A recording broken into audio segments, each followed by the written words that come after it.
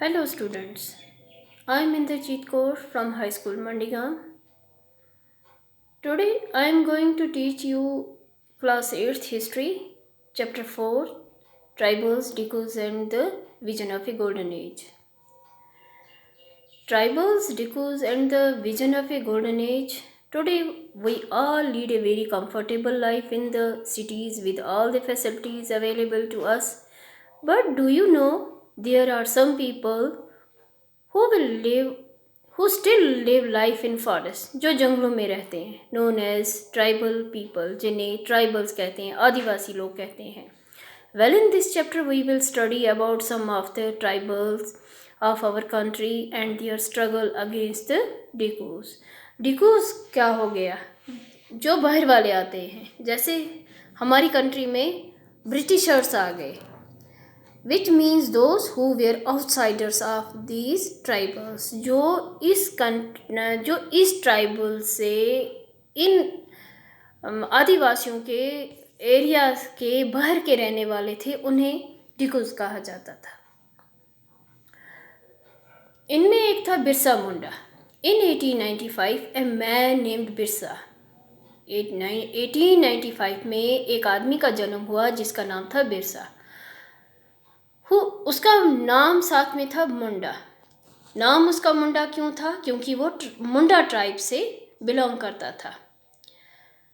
Starting going popularity, वो बहुत मशहूर हो गया. Many people believe that he had magical powers with which he could cure diseases and multiply grains. He himself declared that God had appointed him to help people.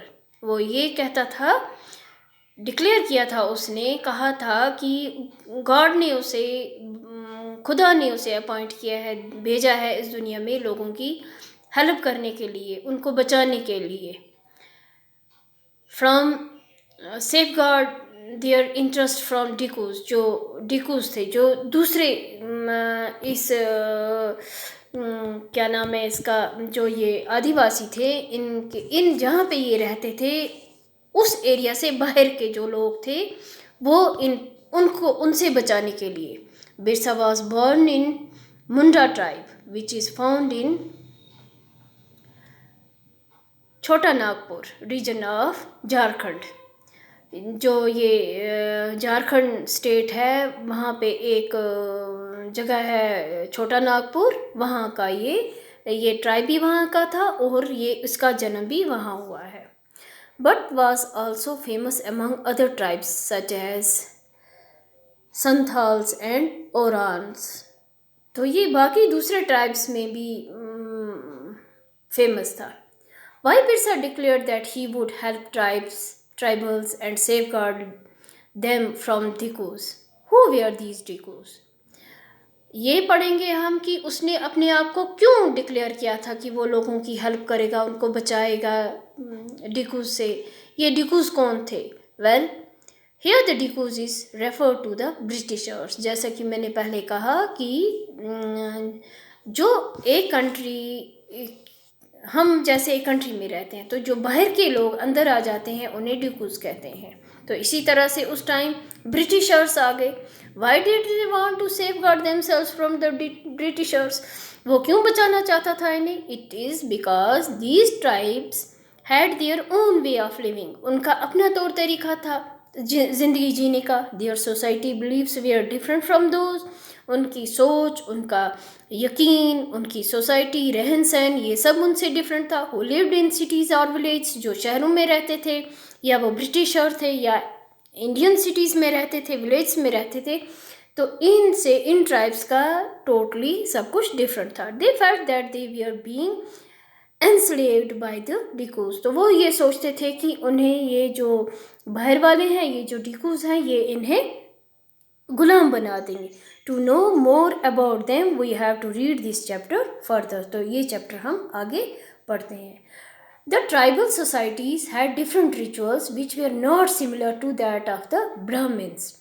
जो tribal societies थी, इनके जो rituals थे ये not similar, एक जैसे नहीं थे. किन जैसे? ब्राह्मण्स जैसे. They didn't have any social division. उनका कोई, जैसे ब्राह्मण्स में सोशल डिवीजन था, इस तरह से ट्राइबल्स में नहीं था. On the basis of caste की बेस पे नहीं था. People belonging to same tribe often thought of sharing same kinship. जो भी कुछ जो इस ट्राइब में होते थे तो वो सब कुछ शेयर कर सकते थे. जैसा कि ब्राह्मण्स में होता था, वो एक जैसी चीज़ें सब शेयर नहीं कर सकते थे. सब सेम चीज़ सब शेयर नहीं कर सकते थे. However these tribes had some social and economic differences. So let's see how the tribal groups live. ये किस तरह से जिंदगी गुजारते थे. How the tribal group lived. The tribals had different ways of living and their activities also different from each other.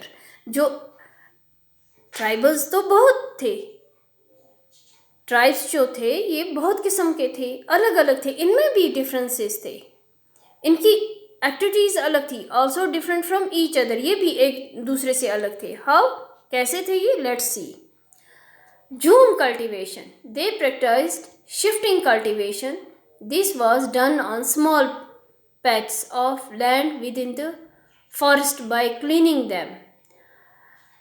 जो ये झूम कल्टीवेशन थी, ये क्या थी, ये कल्टीवेशन वो करते थे छोटे छोटे पैच में करते थे और जंगल के अंदर ही करते, within the forest, by clearing them. Under this system trees were cut from the top in order to bring sunlight to the ground. पेड़ों को ऊपर से काटा जाता था ताकि लाइट ज़मीन पर पड़ सके और उनकी कल्टीवेशन हो सके. Land was cleared by burning the vegetation. Land को साफ किया जाता था उनको जला के. The ash was scattered on the ground. तो इसको बिखेर दिया जाता था. जो ये राख होती थी, यस्तो सूर चोवनन सोस चुक्रयतिमन to increase the fertility of land and then seeds were scattered. After harvest, the land was left fallow in order to allow it to gain fertility, and cultivation was done on another piece of land. These types of cultivation were found in hilly areas and the northeastern forests and central India. ये कहाँ होता था, north eastern forest में और central India में. क्या होता था, एक जगह पे वो पेड़ों को जलाते थे तो उनकी राख ज़मीन पर बिखेर देते थे. तो वहाँ पे सीड्स लगाते थे, खेती बाड़ी करते थे. फिर इतनी देर तक क्या करते थे, जब यहाँ होती थी फिर वो दूसरी जगह की ज़मीन तैयार करते थे. ऐसे ही तो इस तरह से ही झूम कल्टीवेशन होती थी. Hunters and gatherers. In many tribes people survived bye hunting. तो कुछ ट्राइब्स कैसे थे, जैसे हमने यहाँ पे पढ़ा कि देखेंगे how the tribal group lived. तो आधे करते थे झूम कल्टीवेशन, आधे क्या करते थे, हंटर्स और गैदरर्स होते थे. In many tribes people survived bye hunting and gathering forest produce. आधे ट्राइब्स क्या करते थे, वो अपनी ज़िंदगी बसर करते थे हंटिंग और गैदरिंग, जो फॉरेस्ट प्रोड्यूस होता था उससे. The Khonda and Orissa follow this practice. तो जो ये दो खोंडा और ओरिस्सा ट्राइब्स थे वो ये प्रैक्टिस फॉलो करते थे, इस तरीके से चलते थे. Dependent on the forest produce such as fruits, roots, meat from hunting and oil from flowers such as mahua for medicines. They relied upon forest shrubs. वो ज़्यादा यकीन किस पर करते थे, जंगलों की जड़ी बूटियों पे. And herbs and sold forest produce. और वो बेचते थे इन द लोकल मार्केट, जो जंगल के पास की मार्केट होती थी वहाँ ये सब चीज़ें बेचते थे. The weavers and leather workers used to buy palash and kusum flowers. पलाश के फूल और कुसुम के फूलों को वो बेचते थे. From Khonda to dye their clothes. वो जो खोंडा डायनेस्टी के थे वो from Khonda to dye their clothes and leather. वो क्या करते थे, वो कपड़ों को और लेदर को डाई करते थे. Sometimes they exchange their goods. किसी वक्त क्या वो एक्सचेंज भी करते थे, एक दूसरे से जो सामान होता था वो इधर उधर करते थे। For the things they were in need of, just like barter system. जैसे हमने आप आगे की बुक्स में पढ़ोगे, बाकी सब्जेक्ट्स में पढ़ोगे, बार्टर सिस्टम होता है जब अगर मेरे पास चावल है और आपके पास मीट है तो मैं आपको चावल दे दूंगी और आप मुझे मीट दे दोगे। इस तरह से एक्सचेंज होता था गुड्स का, तो उस सिस्टम को बार्टर सिस्टम कहा जाता है। In some cases they had to do some labour work also to earn their living.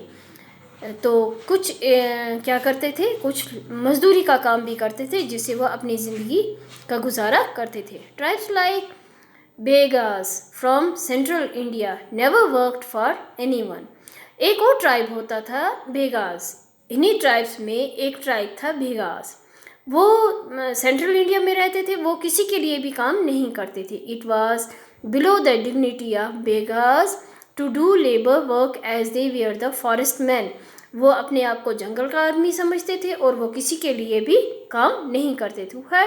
Who had to depend only on forest produce for their survival। अपनी ज़िंदगी बसर करने के लिए सिर्फ वो टोटली जंगलों पे डिपेंड होते थे। Animal herding, some of the tribes used to herd animals. कुछ ट्राइब्स थे जो जानवर पालते थे। And rear cattle, they were pastoralists who moved with their cattle and sheep from one place to another, जिन्हें हम आज खाना बदोश कहते हैं। एक जगह से दूसरी जगह वो घास के लिए जानवरों को घास चराने के लिए ले जाते रहते हैं। After the grass of the particular land had exhausted, तो जब एक जगह का घास खत्म हो जाता है तो वो दूसरी जगह चले जाते हैं। The Van Gujars of Punjab and Labadis of Andhra Pradesh were cattle herders. The Gadis of Kulu were shepherds, and Bakarwals of Kashmir, as the name suggests, reared goats। तो ये जिस तरह से हम कश्मीर में इन्हें बकरवाल कहते हैं, तो ये क्या करते हैं, गोट्स को रेयर करते हैं, पालते हैं।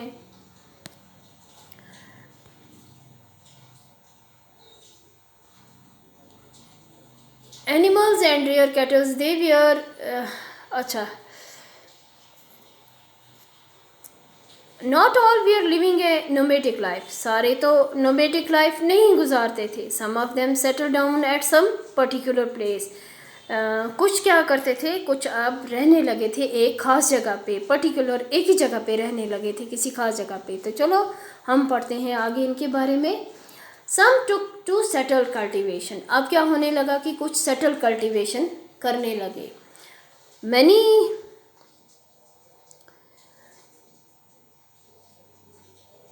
Many of the tribal groups began settling down and started cultivation। तो कुछ क्या करने लगे, ट्राइबल्स एक ही जगह रहने लगे और कल्टीवेशन शुरू करने लगे विद प्लो, खुदाई करके, खनित। This means now they did not indulge in shifting cultivation. तो अब वो शिफ्टिंग कल्टीवेशन नहीं हो रही थी। शिफ्टिंग कल्टीवेशन, वो एक जगह से दूसरी जगह अब शिफ्ट नहीं होते थे, अब वो सेटल्ड कल्टीवेशन करते थे। Finally they got the right over the land. तो क्या हो गया, आखिर में उनको अपनी ज़मीन पर जिस पर वो कल्टीवेशन करते थे उस पर उनको हक मिल गया। Land that they were cultivating. In the case of Munda tribe, the land was owned by the whole clan, and there were only some instances where someone acquired more power। तो वहाँ क्या होता था, मुंडा ट्राइब में जब कोई किसी का ज़्यादा पावर होता था तो वो किसी किसी केस में ओनली सम इंस्टेंसेस, कभी कभार होता था कि उसका पावर होता था जो पावरफुल होता था। Where someone acquired more power, जिसके पास ज़्यादा पावर होता था दूसरों से। He was referred to as chief, तो उसे चीफ भी माना जाता था। हु हैड स्पेशल राइट्स, उसके पास खास हक होते थे। That he could even rent out his land, तो वो अपनी ज़मीन किराए पे भी दे सकता था कल्टीवेशन के लिए।